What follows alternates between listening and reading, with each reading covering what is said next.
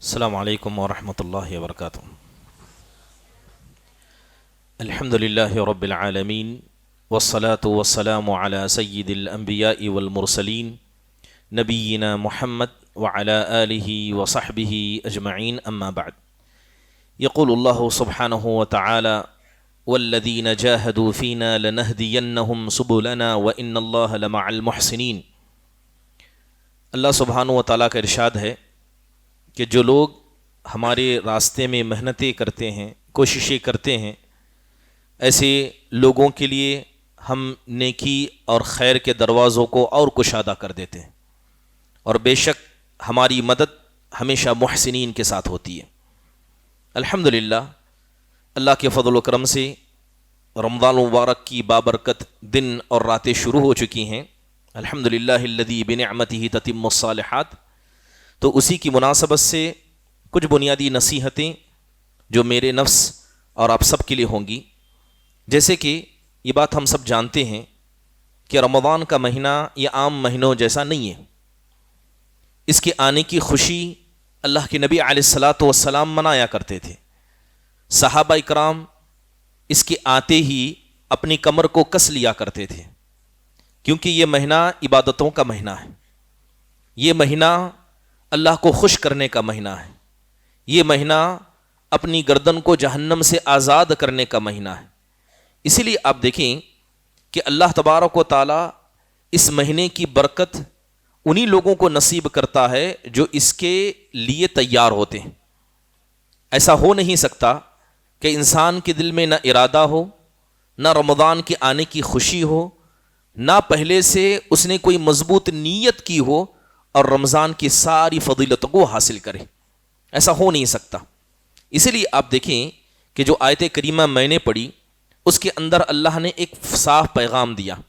پیغام کیا تھا؟ کہ جو ہماری راستے میں کوشش کریں گے، نیت کو مضبوط کریں گے، اپنے اعمال کے لیے تیار ہوں گے، ایسے لوگوں کے لیے ہم اپنے دروازے بھی کھول دیں گے۔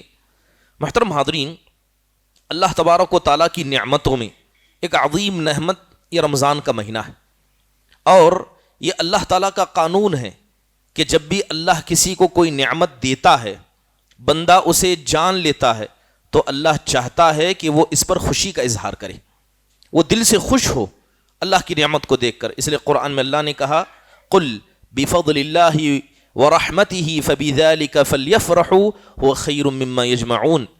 اے نبی صلی اللہ علیہ وسلم، آپ ان سے کہہ دیجئے کہ یہ اللہ کا فضل ہے، یہ اللہ کی رحمتیں ہیں، لہذا جب بھی تمہارے پاس آ جائیں اے ایمان والو تم خوش ہو جایا کرو۔ اس لیے رمضان کا مہینہ اللہ کی کتنی بڑی نعمت ہے، آپ نبی صلی اللہ علیہ وسلم کی خوشی سے اس کا اندازہ لگا سکتے ہیں، صحابہ اکرام کی خوشیوں سے اس کا اندازہ لگا سکتے ہیں۔ اسی لیے امام احمد نے ایک حدیث کو نقل کیا، اللہ کے نبی علیہ الصلاۃ والسلام کے بارے میں آتا ہے کہ جیسے یہ رمضان کا مہینہ آتا، آپ لوگوں کے مجموعے کو دیکھتے تو ان کے پاس جا کر کہتے کہ قد جاءکم رمضان، کہ لوگوں تمہارے پاس رمضان کا مہینہ آ گیا، یہ برکتوں والا مہینہ آ گیا، یہ وہ مہینہ ہے جس میں اللہ نے تم پر روزوں کو فرض کیا ہے۔ محترم حاضرین، یہ اللہ کی کتنی بڑی نعمت ہے، اس بات سے آپ تصور کر سکتے ہیں کہ آپ نے حدیث کے اندر وہ مثال سنی ہوگی کہ دو صحابہ اکرام تھے، ایک کا انتقال شہادت کے طور پر 1 سال پہلے ہوا، دوسرے کا انتقال عام موت کے اعتبار سے اور رمضان گزارنے کے بعد ہوا۔ صرف ایک رمضان بسا اوقات ایک انسان کے درجات کو اتنا بلند کر دیتا ہے کہ وہ شہید کے درجے سے بھی بلند ہو جاتا ہے۔ یقیناً یہ چیز اللہ تعالیٰ کی عظیم نعمتوں میں سے ہے۔ اب سوال یہ ہے کہ ہمیں کرنا کیا چاہیے؟ ظاہری بات ہے، اس کی تیاری کرنی چاہیے۔ کل سے انشاء اللہ تعالیٰ اگر اللہ نے زندگی بخشی تو کل سے ہمارے روزے شروع ہوں گے۔ تو بنیادی طور پر اللہ کے نبی نے کہا تھا انما الاعمال بالنیات، کہ تمام اعمال کا دار و مدار انسان کی نیت پر ہے۔ تو ابھی سے آپ کو اپنی نیت کو مضبوط کرنا ہوگا، کیونکہ انسان کی جتنی نیت مضبوط ہوتی ہے اسی نیت کے بقدر اللہ توفیق دیتا ہے، اسی نیت کے بقدر اگر انسان سے کوتاہی بھی ہو جائے اللہ معاف کرتا ہے، اور اسی نیت کے بقدر اللہ نے اپنا ثواب تیار کر رکھا ہے۔ اس لیے روزوں کے بارے میں اللہ کے نبی صلی اللہ علیہ وسلم کہا کرتے کہ اللہ کہتا ہے کہ یہ روزہ بندہ میرے لیے رکھتا ہے اور اس کا ثواب میں دوں گا۔ کیا کوئی آدمی اللہ کی رحمت سے مایوس ہے کہ اللہ کا فضل جو ہر کسی کو نصیب ہے، اگر کوئی بندہ بلند نیتی سے روزہ رکھے تو کیا اللہ کے خزانے میں کسی چیز کی کمی ہے؟ محترم حاضرین، ضروری ہے کہ انسان کی نیت مضبوط ہو۔ بات اگر نیت کی جائے، آپ کو بنیادی طور پر سمجھنا ہوگا کہ شریعت کے اندر نیت کا مقام کیا ہے۔ امام جنید رحمہ اللہ کا ایک بڑا پیارا قول منقول ہے، وہ کہتے ہیں کہ ان للہ عبادن، کہ بے شک اللہ کے بندوں میں بہت سارے ایسے بندے ہیں کہ جب اللہ نے ان کو عقل عطا کی، یعنی وہ بالغ ہو گئے، تو ان لوگوں نے کیا کیا؟ عمل کرنا شروع کیا، اور عقل آنے کے بعد جیسے ہی انہوں نے عمل کرنا شروع کیا تو اللہ نے اس عمل کی بنیاد پر انہیں اخلاص عطا فرمایا۔ پھر کہتے ہیں کہ جب انسان کے اندر اخلاص آ جائے تو سمجھ لیجئے کہ دنیا کا ہر خیر اس کی نگاہوں کے سامنے آ جاتا ہے۔ یہ اخلاص کی برکت ہے۔ حضرت ابن عباس رضی اللہ عنہ کہا کرتے انما یحفظ الرجل علی قدر نیتہ، کہ لوگ یادداشت کی بات کرتے ہیں، حضرت ابن عباس کہتے ہیں کہ انسان کی نیت جیسے ہوتی ہے اللہ ویسی یادداشت اس کو عطا کرتا ہے، یعنی چیزوں کو یاد رکھنے میں بھی انسان کی نیت کا بڑا دخل ہوتا ہے۔ اس لیے سلف صالحین کہا کرتے رب عمل صغیر یکبرہ النیہ ورب عمل کبیر یصغرہ النیہ، کہ بسا اوقات انسان عمل بڑا چھوٹا کرتا ہے مگر نیت اتنی بلند ہوتی ہے تو اللہ نیت کے اعتبار سے اس کو ثواب دیتا ہے، اور بسا اوقات انسان عمل بہت بڑا کرتا ہے لیکن نیت بڑی معمولی ہوتی ہے تو اللہ نیت کے بقدر اسے ثواب بھی بڑا معمولی دیتا ہے۔ حضرت سالم بن عبداللہ رحمہ اللہ نے حضرت عمر بن عبدالعزیز رحمہ اللہ کو خط لکھا تھا اور اس میں کہا تھا اعلم ان عول اللہ للعبد علی قدر نیہ، خط لکھ کر کہا تھا اے عمر بن عبدالعزیز اس بات کو یاد رکھنا کہ انسان جیسی نیت رکھتا ہے نیت کے اعتبار سے اللہ کی مدد انسان کو ملتی ہے، اس کی حالت کے اعتبار سے نہیں۔ انسان مر رہا ہے، سفر میں ہے، مجبوری ہے، اللہ کو اس سے فرق نہیں پڑتا، انسان کی نیت اللہ کے ساتھ جیسی ہوگی اس اعتبار سے اللہ اس کی مدد کرتا ہے۔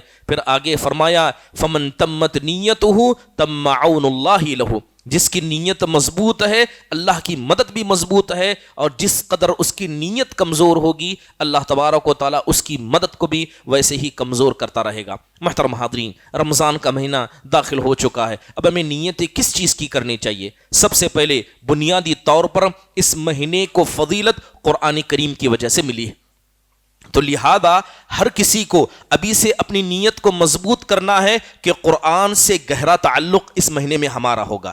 چاہے آپ قرآن کی تلاوت کے ذریعے اپنا تعلق قرآن سے مضبوط کریں، چاہے آپ تراویح کے ذریعے اپنے دل کو قرآن سے جوڑیں، یا یہاں پر جو درس قرآن کا دیا جاتا ہے اس کے ذریعے آپ اپنی نیت کو جوڑیں۔ بہرحال یہ مہینہ اس کی فضیلت قرآن کریم کی وجہ سے ملی ہے، تو سب سے پہلے انسان کو یہ نیت کرنی چاہیے کہ یہ دل جو اللہ نے بنایا ہے، جس کا حقیقی حقدار اللہ ہے، اس میں اس قرآن کو بساؤں گا، چاہے وہ تلاوت کر کے ہو، قرآن کی تفسیر کو سن کر ہو، یا حافظ صاحب کے پیچھے قرآن کو سن کر ہو۔ محترم حاضرین، آپ دیکھیں کہ سلف صالحین کا عمل کیسے ہوا کرتا۔ سفیان الثوری رحمہ اللہ کے بارے میں آتا ہے کہ جیسے ہی رمضان کا مہینہ داخل ہوتا وہ لوگوں سے کہا کرتے کہ لوگوں رمضان میں جم کر محنتیں کرو، کیونکہ یہی وہ مہینہ ہے جس میں اللہ روزیاں تقسیم کرتا ہے، سال بھر کی روزی اسی میں لکھی جاتی ہے، اور یاد رکھنا اسی میں اللہ زندگی اور موت کو بھی لکھتا ہے۔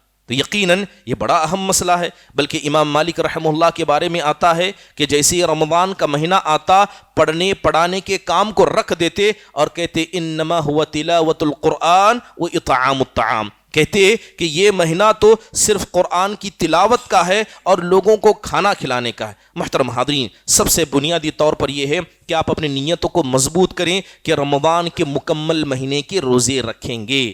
اسی طرح نیت کریں کہ رمضان کے اس مہینے میں ایک سے زیادہ مرتبہ قرآن کو بطور تلاوت ہم مکمل پڑھیں گے۔ اس کی نیت کر لیں کہ یہاں جو تراویح کی نمازیں پڑھائی جاتی ہیں اس کی مکمل پابندی کریں گے، چاہے فجر کی نماز ہو، ظہر کی ہو، عصر کی ہو، مغرب یا عشاء کی ہو، جب بھی نماز آپ پڑھیں گے قرآن کا حصہ کچھ نہ کچھ ضرور تلاوت کریں گے۔ اس کی نیت ابھی سے کریں۔ محترم حاضرین، بڑا افسوس ہوتا ہے لوگوں کو دیکھ کر کہ شروع کے 10 دن میں مسجدوں کو بھرتا دیکھتے ہیں، لیکن جیسے ہی 10 دن گزر جائیں لوگوں کے ایمان کمزور ہو جاتے ہیں، پھر آخری عشرے میں دوبارہ لوٹ آتے ہیں اور 27ویں تاقرات کے جاتے ہی پھر ختم ہو جاتے ہیں۔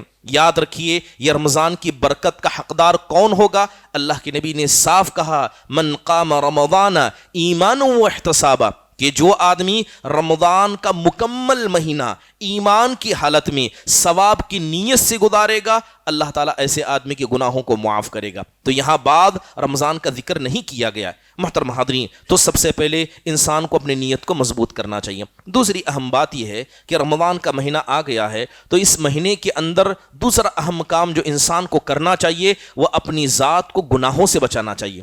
یقین جانیے کہ بہت سارے ایسے گناہ ہیں جنہیں لوگ صبح شام انجام دیتے ہیں اور رمضان کے مہینے بھی ان گناہوں سے باز نہیں ہیں۔ ہو سکتا ہے کہ انسان چوری سے بچ جائے، ہو سکتا ہے انسان اپنی نگاہ کی حفاظت کرے، مگر کچھ گناہ ایسے ہیں جس سے بچنا بڑا مشکل نظر آتا ہے، بلکہ بہت سارے لوگ ان گناہوں کو گناہ بھی نہیں سمجھتے ہیں۔ چلیے بہت سارے گناہ ہیں، ان میں سے ایک گناہ کی طرف اشارہ کرتا ہوں۔ بنیادی طور پر وہ گناہ ہے حرام کاموں کو انجام دینا، اور حرام کاموں میں خصوصی طور پر اپنی زبان کی حفاظت کا نہ کرنا۔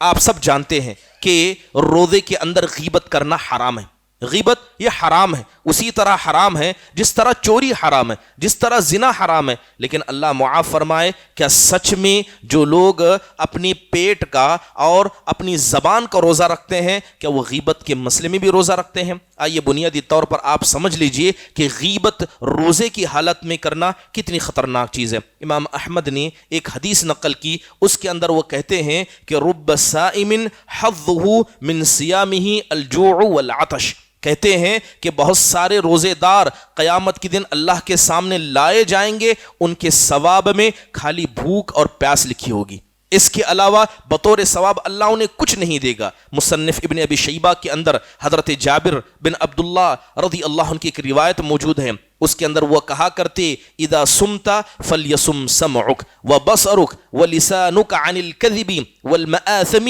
ودع اذى الخادم، کہتے کہ جب تم روزہ رکھنا تو روزہ تمہاری کان کا بھی ہو، روزہ تمہاری نگاہ کا بھی ہو، اور جھوٹ سے بچتے ہوئے تمہاری زبان کا روزہ ہو، گناہ کے کام سے بچنے کا روزہ ہو، اور اپنے خادمین کو تکلیف سے بچنے کا روزہ ہو۔ امام مجاہد بن جبر المکی کہتے خصلتانی من حفظہما سلم لہ صومہ، کہتے کہ جو آدمی ان دو کاموں سے بچ گیا سمجھ لو کہ اس کا روزہ اللہ کے یہاں قبول ہو گیا۔ ان دو کاموں سے بچنا ہے، وہ کہتے الغیبت والکذب، کہتے کہ وہ غیبت ہے، وہ جھوٹ ہے۔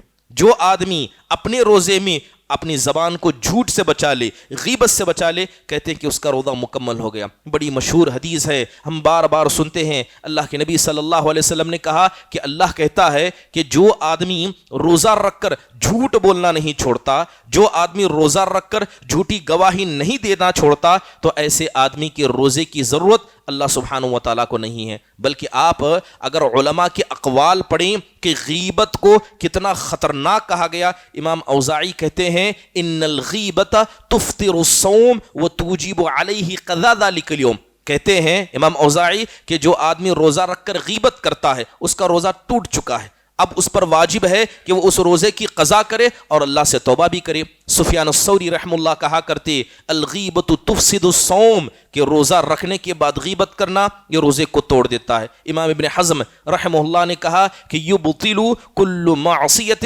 من تعمد لها ذاکرا لصومہ، کہتے ہیں کہ ہر وہ آدمی جو روزہ رکھ کر حرام کام کرے جب اس کے معلوم ہے، جبکہ اسے معلوم ہے کہ وہ روزے سے، جبکہ اسے معلوم ہے کہ یہ گناہ حرام ہے، پتا ہے کہ روزے سے ہے اور گناہ کی حرمت کا اندازہ ہے، اس کے بعد کوئی بھی کبیرہ گناہ انسان انجام دے گا، چاہے وہ زبان سے کہے یا ہاتھ پیر سے کرے، اس آدمی کو روزہ ٹوٹ چکا ہے، اسے اللہ سے توبہ کرنی ہوگی اور اس کے بعد اسے روزے کی قضا کرنی ہوگی۔ محترم حاضرین، ان روایتوں سے ایک بات واضح طور پر ہمیں سمجھ میں آتی ہے کہ فقہی انداز سے کہا جائے اس کا روزہ نہیں ٹوٹا ہے، لیکن مقصدیت کے انداز سے، جس مقصد کی خاطر اسلام نے ہمیں روزہ رکھنے کا حکم دیا ہے، اس مقصدیت کے اعتبار سے انسان کو روزہ ٹوٹ چکا ہے اور اسے اللہ تعالیٰ سے توبہ کرنی چاہیے۔ محترم حاضرین، رمضان کا مہینہ داخل ہو چکا ہے، اس کے علاوہ غلط کاموں سے اپنی آپ کو بچا کر رکھیں، فضول خرچی سے اپنی آپ کو بچا کر رکھیں، وقت کو ضائع کرنے سے اپنی آپ کو بچا کر رکھیں۔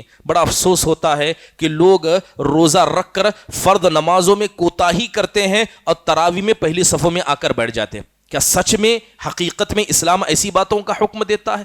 آپ پر ضروری ہے کہ تراویح یہ سنتوں میں سے ہے، نفل عبادتوں میں سے ہے، لیکن فرض نمازیں یہ واجبات میں سے ہیں، تو ضروری ہے کہ نمازیں پڑھیں اور خصوصی طور پر واجبی نمازوں کا اہتمام کریں۔ اس کے علاوہ دعا کے مسئلے میں انسان غفلت نہ کرے، لڑائی جھگڑے کے مسئلے میں انسان اس سے دور رہے، کھانے پینے کے مسئلے میں انسان احتیاط کرے۔ اللہ رحم فرمائے، رمضان کا مہینہ اکثر لوگوں کے نزدیک کھانے پینے کا مہینہ ہے، یہ مہینہ دل میں تقوی پیدا کرنے کا ہے۔ اب سوال یہ ہے کہ آپ افطار میں پیٹ بھر کر کھا لیں، رات میں پیٹ بھر کر کھائیں، صبح پیٹ بھر کر کھائیں۔ آپ کو پتا ہے اللہ کے نبی نے کہا تھا کہ اس روئے زمین میں اگر سب سے کوئی برا برتن ہے جو انسان اسے بھر سکتا ہے وہ انسان کا پیٹ ہے۔ انسان کا پیٹ سب سے برا برتن ہے۔ رمضان کے مہینے میں پیٹوں کو جم کر بھرا جاتا ہے۔ اس مسئلے میں اللہ سے ڈریں، آپ اس مسئلے میں اللہ سے ڈریں۔ نبی صلی اللہ علیہ وسلم کا افطار دیکھیں، آپ کی سحری دیکھیں، حدیث کے اندر آتا ہے اما عائشہ رضی اللہ عنہا کہتی ہیں ایک کھجور اور پانی کے چند قطرے یہ نبی صلی اللہ علیہ وسلم کا افطار ہوا کرتا تھا، آپ کا یہ افطار ہوا کرتا تھا۔ ہم بات جانتے ہیں انسان پیٹ بھر کر کھائے گا نہ وہ فجر کی نماز کو صحیح سے ادا کر پائے گا، تراویح کے اندر بیٹھ کر وہ سونے لگ جائے گا، درس میں اسے بیزارگی آئے گی، سب کی بنیادی وجہ پیٹ بھر کر کھانا ہے۔ لہذا اس سے احتیاط کریں۔ اللہ رحم فرمائیں کہ ان چیزوں کو لوگوں نے گناہ سمجھنا ہی بھول دیا۔ اس کے علاوہ روزے میں سستی یہ بڑی عام بات ہے۔ انسان فجر کے بعد جاتا ہے، ظہر تک سوتا ہے، ظہر کے بعد انسان اپنے کاموں میں لگ جاتا ہے، عصر کے بعد افطار کی تیاری میں لگ جاتا ہے۔ سوال یہ ہے کہ آپ نے روزہ اس لیے رکھا تھا تاکہ آپ اس میں سوئیں گے؟ سبحان اللہ، یہ روزے وہ ہوا کرتے دن میں روزہ رکھتے اور رات بھر قیام اللیل سلف صالحین کیا کرتے، رمضان کا پورا مہینہ جاگ کر گزارا کرتے۔ ضروری ہے کہ سونے میں اور کھانے پینے میں وقت کو برباد نہ کریں۔ اس کے علاوہ ضروری ہے کہ روزے کے اندر انسان اپنی نگاہوں کی حفاظت کرے۔ یاد رکھیے شیطان دل میں داخل ہوتا ہے، اس کی بنیادی وجہ انسان کی نگاہ ہے۔ اس لیے اللہ کے نبی نے کہا کہ نگاہ یہ شیطان کی تیروں میں سب سے خطرناک تیر ہے۔ لہذا رمضان کا مہینہ ہے، روزہ رکھیں، سب سے زیادہ اپنی نگاہوں کی حفاظت کریں۔ یہی کچھ بنیادی باتیں تھیں جو ہمارے لیے نصیحت ہے۔ اللہ سے دعا ہے اللہ تبارک و تعالی ہم سب کو اپنی نیتوں کو مضبوط کرنے کی توفیق نصیب فرمائے۔ اللہ ہماری روزوں کی حفاظت فرمائے۔ اللہ روزوں کو فاسد اور باطل چیزوں سے بچا کر رکھے۔ اللہ تعالیٰ اس مہینے کو ہمارے لیے ہماری گردن کو جہنم سے آزادگی والا مہینہ بنا دے۔ اللہ ہمیں قرآن والا بنا دے۔ اللہ ہمیں اپنے دلوں میں قرآن کو بسانے والا بنا دے۔ آمین۔ اقول قولی هذا واستغفر الله لي ولكم ولسائر المسلمين من كل ذنب فاستغفروه انه هو الغفور الرحيم۔ جزاكم الله خير واحسن الله اليكم۔ السلام علیکم ورحمۃ اللہ وبرکاتہ۔ مسجد عباد الرحمن کے پلیٹ فارم سے ہونے والی دعوت و تبلیغ کے مشن کو آگے بڑھانے میں ہمارا بھرپور ساتھ دیں۔ علم و عمل سے ناطہ جوڑنے کے لیے اہل علم سے جڑیں۔ مسجد عباد الرحمن کے یوٹیوب چینل کو سبسکرائب کریں اور آگے شیئر کرنا ہرگز نہ بھولیں۔ فجزاکم اللہ خیر۔